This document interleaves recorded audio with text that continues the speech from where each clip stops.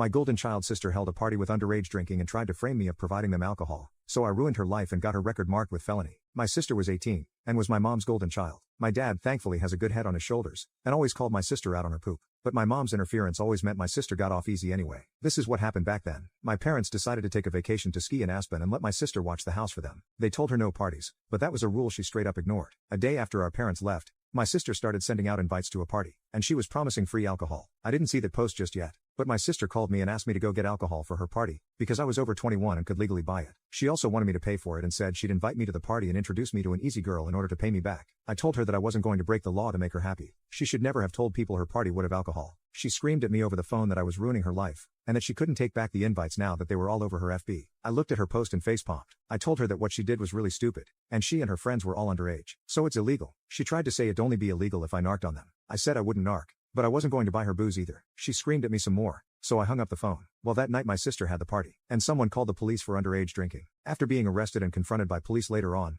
my sister threw me under the bus and said that I'd supplied the alcohol she was using. Turns out she actually broke into Dad's liquor cabinet, and thought it'd be better to frame me for her crime. Police came and arrested me at my apartment the day after the party. They seemed already convinced I was guilty, and didn't really listen to me when I said I was never there, but I willingly cooperated with them. At the station I told them the whole story, and got them to look at my sister's FB post. Thankfully there were a few people there who listened to me, but I still had to sit the night out in a cell while my parents were called. My mom and dad flew back home overnight, and bailed out both my sister and I, but my mom tried to make my dad leave me in jail, because my sister had told them her lies as well. But my dad took the time to talk to me, and look at my sister's FB, so he believed me. This caused a fight between him and my mom. When they got home my dad discovered my sister had broken into his liquor cabinet, and spoke to police on my behalf. My mom however still wanted the blame to fall on me because as she put it the charges were ruining her baby's future. But my innocence was further proven by the fact that I and my car were seen on CCTV when I left work, and when I arrived at home soon after, as the apartment I was living in then had CCTV cameras to watch the parking lot. My car did not move from there for the rest of the day and night. In my sister's story to police I had driven out and gotten the alcohol for her, but I wasn't seen on CCTV in any liquor store in the county, and my bank account showed no transactions buying alcohol. My parents' house also had a camera at the front door, and my car was never seen in the driveway that day.